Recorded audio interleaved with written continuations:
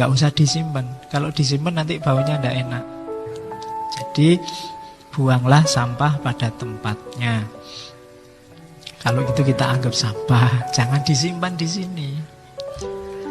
Oke, itu manfaatnya. Maka maafkanlah. Terus maaf itu menyembuhkan.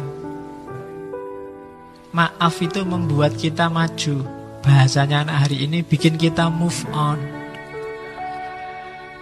Kalau kamu tidak memaafkan, kamu tidak move on. Kamu terjebak oleh masa lalu. Padahal kamu hidup di masa kini, menuju masa depan. Jadi maaf membuat kita bebas dari luka masa lalu. Sudahlah, dibuang saja.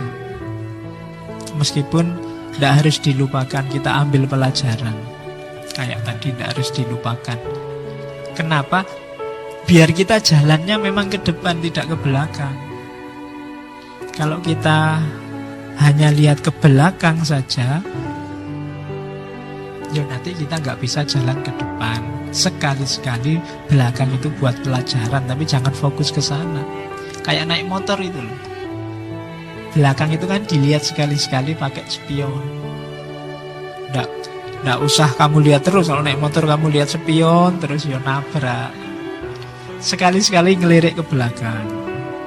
Jadi orang-orang yang mengecewakanmu nggak usah terlalu dipikir, dilihat sebentar aja pakai spion. Nggak usah dilihat lama-lama, nggak usah dipikir lama-lama, ngelihatnya dikit-dikit aja. Biar kamu bisa maju. Kalau enggak, kamu mandek di situ, stuck di situ, nggak bergerak, nggak bisa maju. Maka yuk dibebaskan segala yang mengganjal selama ini. Benci terhadap siapapun, apapun. Wong untungnya apa?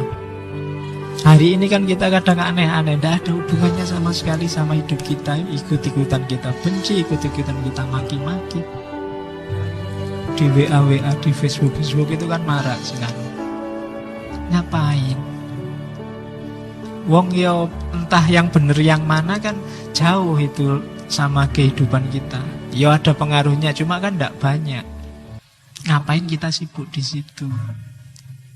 Mending yang memang jelas manfaatnya. Oke, yang kedua itu ya. Jadi mari kita singkirkan aja bau kebencian apapun. Tidak usah nyari di orang lain, cari dalam diri kita sendiri. Saya sering bilang kita itu selalu melihat ke orang lain. Kita marah-marah kalau ada orang maki-maki, kalau ada orang mengkafir-kafirkan, ada orang membid'ah-bid'ahkan. Tapi selalu orang lain. Jangan-jangan kita juga begitu. Nganggap orang lain salah, nganggap orang lain keliru, nganggap orang lain tidak pas. Yang pas kita. Itu tadi yang diketawakan oleh Al-Quran kan, kullu hizbin bima ladaihim farihun. Setiap grup, setiap kelompok merasa bangga. Kalau bahasa Jawanya merasa umuk dengan kelompoknya. Maka kita hindari itu, kita bersihkan aja diri kita dari hal-hal yang tidak penting. Di antara cirinya orang baik kan ada hadisnya, min khairi husnil mar'i tarkuhu malayakni. Di antara ciri orang baik itu meninggalkan yang tidak ada hubungannya dengan dirinya. Terus yang ketiga, maaf itu membawa harmoni, kesatuan, kehidupan yang baru. Itu jelas. Karena tidak mungkin ada yang baru kalau kita terlalu berat dengan beban lama. Tidak mungkin kita bisa lari maju kalau beban kita hari ini terlalu berat. Beban batin kita terlalu mantap sehingga melangkah aja kita beratnya luar biasa, terkungkung oleh masa lalu. Maafkanlah. Biarlah dia dengan yang lain, kamu nyari sendiri yang lain juga. Tidak usah terlalu lama dipikir. Iya, you bet. Dia sama yang lain. Emangnya tidak bisa nyari yang lebih jelek? Oke. Ya, tidak apa-apa tuh. Ya kalau untuk umum kan kamu bisa bilang begitu, tidak apa-apa. Terus Jadi jangan dipendam, bebaskan dirimu. Terus maaf membuat kita lebih realistis, tidak terpenjara, tidak terkungkung oleh masa lalu. Terus itu sudah dijelaskan tadi, maaf membuktikan bahwa kita masih manusia yang butuh memaafkan juga butuh dimaafkan. Maaf menunjukkan bahwa ya kita sama-sama manusia yang kadang-kadang juga bisa sama-sama salah. Saya maafkan, siapa tahu besok aku yang butuh dimaafkan. Hari ini kan kita kejam sekali sama orang yang keliru, salah ngomong, keceplosan. Kita tidak memaafkan, semua kita laporkan ke polisi. Mbok coba, jangan-jangan besok kita yang keceplosan ngomong, jangan-jangan besok kita yang salah bicara. Kan sengsara juga kalau tiba-tiba salah ngomong terus dilaporkan polisi. Wong tadi niatnya guyon ya, tapi karena sudah terlanjur benci ya dilaporkan polisi. Jangan-jangan besok menimpa kita juga. Maka hendaklah kita budayakan memaafkan. Kalau orangnya sudah memang minta maaf, ya kita maafkan. Karena siapa tahu besok kita yang butuh dimaafkan. Jadi peradaban yang saya bilang tadi, pemaafan itu levelnya tidak hanya level adil. Ya memang adilnya orang salah itu dihukum. Cuma pemaafan itu melampaui adil. Dia ada di level ihsan. Kan lebih enak jadi orang mulia. Di atasnya sekedar adil. Jadi maaf menunjukkan bahwa kita ini manusia bisa salah. Kalau orang lain minta maaf, ya kita maafkan. Karena siapa tahu besok kita yang butuh dimaafkan.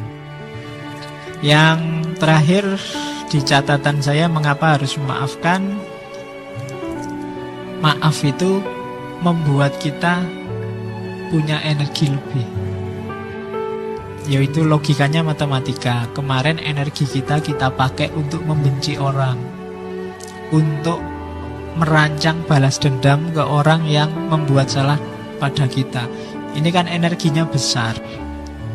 Energi besar ini begitu kita memaafkan, bisa kita manfaatkan ke yang lain, yang lebih penting, yang lebih manfaat daripada pikiran yang negatif, rancangan hidup yang negatif hanya untuk balas dendam, hanya untuk membenci orang lain. Sudahlah, kita maafkan saja, kita rancang hidup kita secara lebih positif dengan energi yang fokusnya ke sana. Itu manfaatnya memaafkan. Alasannya itu. Jadi kalau ada yang tanya mengapa harus memaafkan, yang pertama, kamu akan lebih tenang. Yang kedua, kita tidak akan terkungkung oleh masa lalu. Yang ketiga, ya biar hidup ini lebih cerah, lebih harmonis. Yang keempat, ya memang kita masih manusia. Manusia itu tempatnya khilaf, tempatnya salah, maka kita memaafkan, siapa tahu besok kita yang butuh dimaafkan. Dan yang terakhir, dengan memaafkan, energi kita untuk membenci, untuk balas dendam, untuk ingat-ingat salahnya orang lain bisa dimanfaatkan ke arah yang lebih positif. Maka budayakan hidup memaafkan.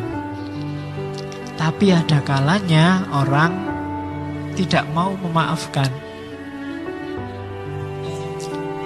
Banyak alasannya. Di catatan saya ada beberapa. Mengapa ada orang tidak memaafkan? Jawabannya kayak tadi. Orang menganggap memaafkan itu lemah. Orang lebih memilih hidup harus adil. Salah ya dihukum. Keliru ya harus dikasih sanksi. Jadi ada yang pakai argumen itu. Agama kan ada hitung-hitungannya. Kalau orang minum khamr, hukumannya semacam ini. Kalau orang zina, hukumannya semacam ini. Nah ini tuntutan adil. Itu bikin orang tidak memaafkan. Jadi paradigma adil, apa tidak boleh? Ya boleh. Cuma levelnya beda dengan pemaafan tadi. Agama kan ada itu banyak hukum-hukum syariat, harus begini, harus begitu. Ya dilihat konteksnya. Dalam banyak kasus Nabi lebih memilih paradigma pemaafan dibandingkan paradigma penghukuman, dibandingkan paradigma sekedar keadilan. Maaf itu kan banyak cerita, banyak yang tawanan perang harusnya dihukum mati, adalah disuruh ngajar aja. Waktu Fathu Mekah itu kan kafir Quraisy kan disuruh diampuni semua. Musuhnya yang paling besar, rumahnya malah dijadikan suaka. Barang siapa masuk rumahnya Abu Sufyan, dia aman. Itu Nabi Muhammad, paradigma memaafkan. Suatu ketika ada anak muda yang menghadap pada Nabi. Dia ngaku, Nabi, saya kemarin baru saja zina. Jarang ya ada kayak gini hari ini ya. Oke, kalau hari ini kan lebih dahsyat, tidak cuma ngaku, di video lagi ya.